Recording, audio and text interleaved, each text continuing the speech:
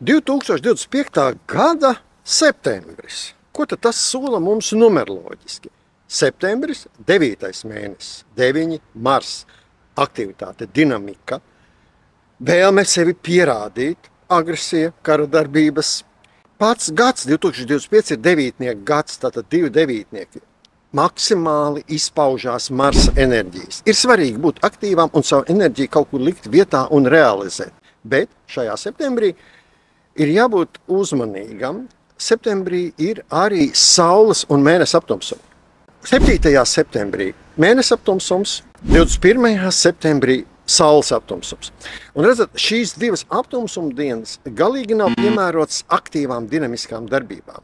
Tāpēc ir nedaudz uzmanīgi šajā septembrī. Jā, ir svarīgi darīt lietas, nebremzēt, uzsākt mācības, uzsākt kaut kādas sporta nodarbības, uzsākt kaut kādu projektu, noteikti jā, bet ir jāatcerās šie aptumsuma dienu datumi, kad ārējās darbības ir jāsabremzē.